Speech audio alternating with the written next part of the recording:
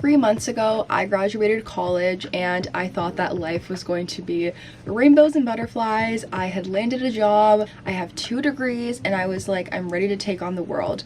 But little did I know, here we are 3 months later. I am extremely burnt out. I have no energy to do anything whatsoever. I quit my job, so let's talk about it. Hi everyone, welcome back to my channel. My name is Pamela. I am a 21-year-old content creator, entrepreneur, and I am a recent college graduate. I have been experiencing a lot of different things over the past few months, including a bunch of post-grad thoughts, the reality of what it was like to work in New York, and what are my next moves in terms of career. I have truly just felt like I've been all over the place with my thoughts and just everything, and I'm like, I need to make a YouTube video about this because I feel like so many other 21-year-olds like me, or just people in their 20s in general, are probably feeling this way and literally don't know what to do.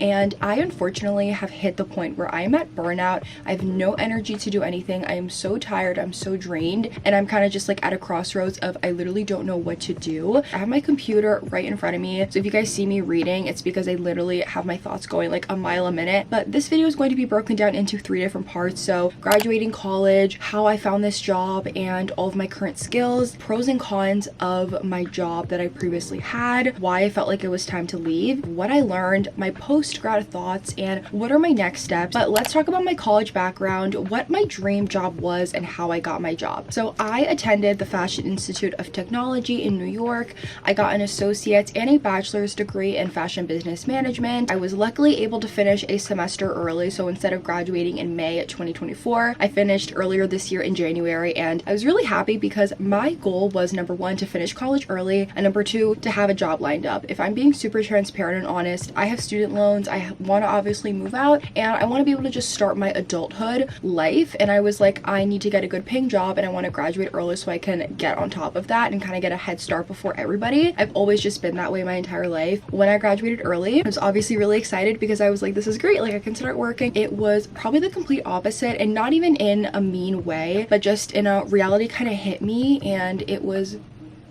really different than what I thought it was going to be. So my dream job going into college was obviously to work in the fashion industry, and over time I was just realizing that fashion, while I love it, I feel like beauty is more where my heart is. Like, I've had interviews before at Saint Laurent, at Hermes, and many other fashion brands, but I never actually got the internship, and I was noticing that beauty was definitely a lot more high paying, it was less cutthroat, and there's so many opportunities for beauty, especially in New York. And so that was what I was like, I'm gonna do. I'm going to graduate college and I'm gonna work in the beauty industry. So I did a few beauty internships, I did a lot of social media internships. Then in September of last year, in 2023, when it was my fall semester of college, I decided that I was gonna start applying for jobs a little bit ahead of time. I knew that if I waited until like the last month and a half before I graduated college to try to find a job, it was not gonna work out well. All of September, October, and November, all the way through December, I was getting rejections constantly for jobs. I was putting so much time into these applications. I was working on my LinkedIn profile, and I was like, why am I not getting jobs? Really randomly, I was able to get this job all because of a LinkedIn connection. So what actually happened is I was watching a YouTube video of these girls that started this agency. I became obsessed with like the way that these girls started their agency because I also have an agency. I was listening to them talk, and they mentioned that one of their clients was actually based in New York, and so I connected with the person that was at the top of that brand on LinkedIn, and this was in October. That person ended up accepting my connection,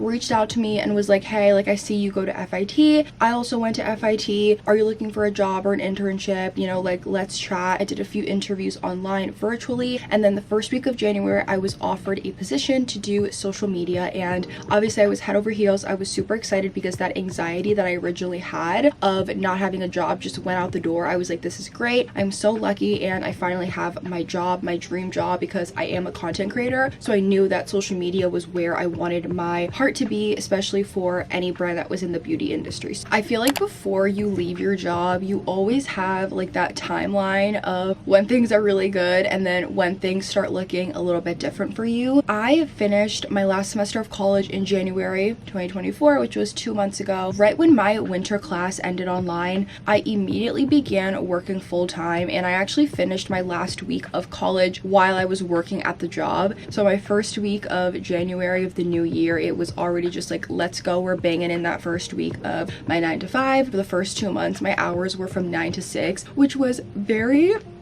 overwhelming. I'm just gonna be like completely honest, because I live in New Jersey, I don't live in New York, so I have to commute about like an hour-ish every day just to get into the city, and it takes longer to get home because it's literally rush hour when you're taking the trains. In the beginning, you know, it was fine. The first 2 to 3 weeks, you're kind of in that honeymoon phase. You're like, everything's amazing, everything's super fun, you're doing really cool things. And then about a month in, things started getting really overwhelming for me. It was just an overload of work, and simple tasks that I was assigned basically got quadrupled. It was just a lot. By the 3rd month, I knew that my heart was just not in it anymore, and I knew that I had to leave. And I was really sad when I was coming to this conclusion, but it was just a variety of different things and factors that were coming to play with this. And I was really sad when I was having these realizations and these thoughts, but I have no energy to do anything. And it was very sad and upsetting because I thought, you know, I graduated college and life was going to be good because I was going to have a job, I was going to be able to pay off these student loans, and I was going to be able to start my adulthood. It was honestly really depressing, mixed in with the fact that it was also extremely dark out by the time it was like 4:30. Main reasons why I knew it was time to leave was because I literally had no energy to do anything, and I was living for the weekend. And it's funny because before I, you know, quit my job, I was watching a bunch of YouTube videos that were talking about people that had quit their job, and everything that they were saying was exactly what I was feeling in that exact moment. Like, I was living it in real life, and I couldn't believe that there was other people out there who were kind of feeling the same thing that I was. These are all so valid, and everyone was saying, like, if you feel this way, obviously, like, it's time for you to try new things. And I didn't want to leave because I am someone that I'm not a quitter. I don't like to feel like a failure. Like, I put my 100% into everything that I do. The fact that I wasn't really putting my 100% in anymore, and things were just getting really hard and overwhelming, just meant that I was like, I think that it's time for me to find something else or find something new, or kind of just take a step back from everything that I'm doing. Living for the weekend just became so exhausting because you're working Monday through Friday, 40 hours or more a week, and then by the time it's Friday night, you don't really want to do anything. By the time it's Saturday, you don't really want to recharge, you want to sleep all day. And then by the time it's Sunday, you have to go to sleep early and get ready for the next day because it's Monday, and then you have the entire week to do that all over again. And that was what was scaring me. Is this what the rest of my life is going to be? Am I just going to wake up every day, go to work, come home, be super exhausted, try to figure out what to eat, and then get ready again the next day? Like, and I'm also someone that loves to work out. I love to exercise. I love to go to the park, go on walks. I had no time anymore to literally do any of that. I also love to read. I was so exhausted, I didn't really want to read anymore. Like, low-key spiraled me into just this mindset of what is my life. Like I said, I was literally just going through a spiral of I don't know what I'm doing. And also, working in an office 5 times a week is also another really crazy transition. I was used to going to New York. I've been to influencer events. I went to school in New York for 3 years. I'm used to going to the city multiple times throughout the week, but going to an office and kind of just sitting at your desk all day, being in hours of meetings, and not even having enough money to basically live and just afford everything that is around you, it's very scary. And that is exactly what I was going through. I received so many pros from working. I have gotten more experience in these past 3 months than I have in any other job or internship, and it was a really great feeling because I felt like I was really grasping new things. I was learning how to make marketing decks. I learned how to use Photoshop because I'd never used Photoshop before in my life. There was also so much creative freedom, which I loved. If you have an idea for a piece of content, you can literally make it and then have it go up the next day, which I love, because if you're working at a bigger brand, obviously they want that more like professional, brandy feel to their content. And I also loved the small office environment and the location of the office that I was working at. It was in an amazing location. It's just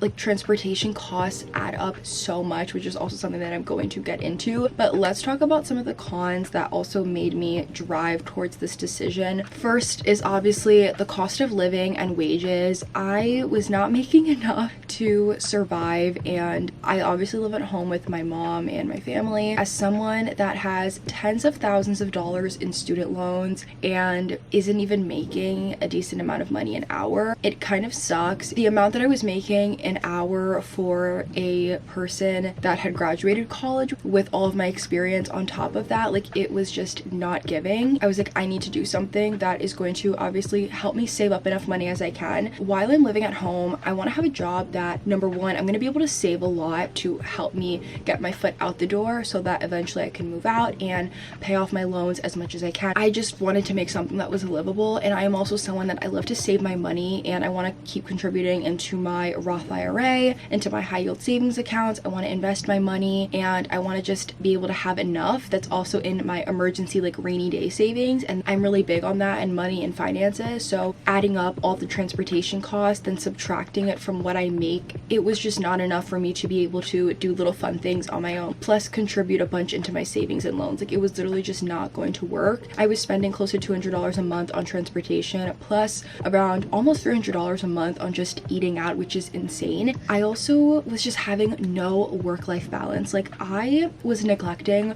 all of the other areas of my life that are super important to me, because I'm someone that thrives off of little hobbies and little projects and side hustles and things that I do outside of school. Like, I've always been that kind of person. I was becoming really unfulfilled with all the things that I was doing. I didn't feel like anything was contributing to my personal growth, and like, you want to be happy at your job and you want to be happy with what you're doing, but when you are just unhappy with yourself, it goes and shows within the work that you do. And I was just becoming lazy and more tired and just more drained. Like, I would be in hours of meetings all day, and then by the time it's time for me to actually do my work, I would be so tired that I'm like, I don't even want to do my work. And it's like, you have to do your work, you know? So not having that balance of working all day and then being able to come home and like have energy to go and do all those little activities that I have, you have no energy, you know? You can't do that, and you need to be able to obviously have that balance, because that is how you keep going. And if you're neglecting all the little things that make you happy on the side. As for what I learned from this experience and some of my post-grad thoughts, I definitely learned that I am someone that really thrives off of either a hybrid or a remote environment. Going to New York or just going into an office every single day is just draining, it's tiring.